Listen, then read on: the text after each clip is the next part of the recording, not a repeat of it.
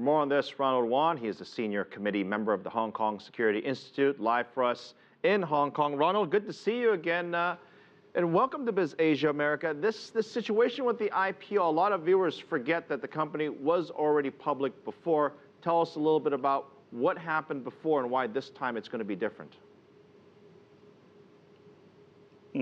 Alibaba Group actually has been doing really well, for the past 5 or even 10 years.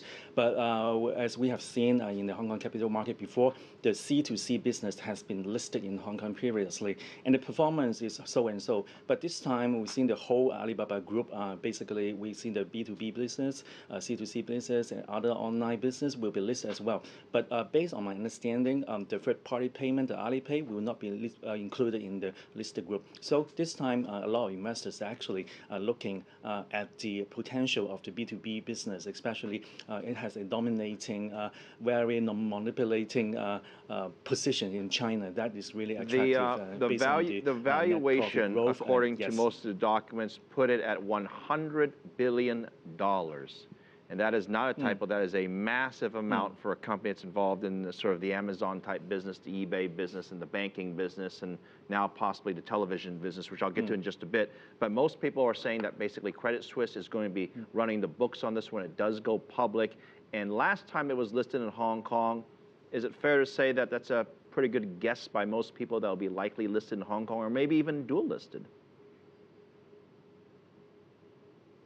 I think that the valuation of the Alibaba seems to be expensive. No, it is more expensive than Google, more expensive than Yahoo, more expensive than even Baidu. But the valuations of such, as you mentioned, 100 billion market capitalization, they are actually comparing with another internet company called Tencent, which is trading at something like 36 times PE based on its prospective income in this year. So actually they have some base for that. But anyway, in my personal opinion, I think that's kind of expensive. So investors should be cautious as well. Yahoo used to be a big investor, and I call it now sort of the ex-wife syndrome, because they took it and they gave it all, and now the company's private. They're going to go public again. But I get the feeling that they're not friends. What's going on there? Anyway, based on the capital expansion plan of Alibaba, half of the proceeds will be used to buy back the shares held by Yahoo for the time being. So basically, you can see that Alibaba is trying to cut off its link with Yahoo. So they may be based on a lot of different opinions, potential competitions, and many things like that. So I think the link between Alibaba and Yahoo will be ending, in future. Maybe through various buyback and other cash out plan. Ronald, I know you're being very politically correct, so I want to thank you for that. This IPO, I mean, you and I have covered big IPOs in Hong Kong before, and it's been relatively quiet for the past 12 months, as you've seen what the markets in China has done. When this thing really does go public and it hits all the major headlines, is that going to be a real shift in terms of the momentum of more companies in China taking this opportunity to follow along the coattails and going public? I think that the people, especially investors, seems to be very bullish about the tech sector in China right now.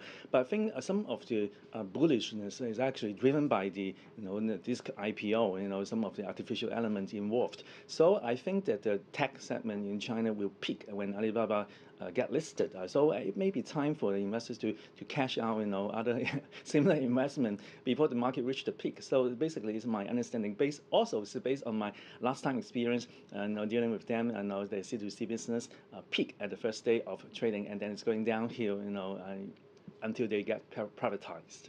Ronald, you know that here at CCTV, we are in the television business, not so much the shopping business. Alibaba now going into TV, not just television, but also basically a way where you can watch TV and buy products online. How big of a deal is this going to be?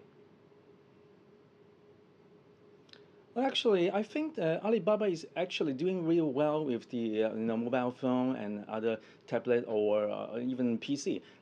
They tap the the distribution channel through all those instruments.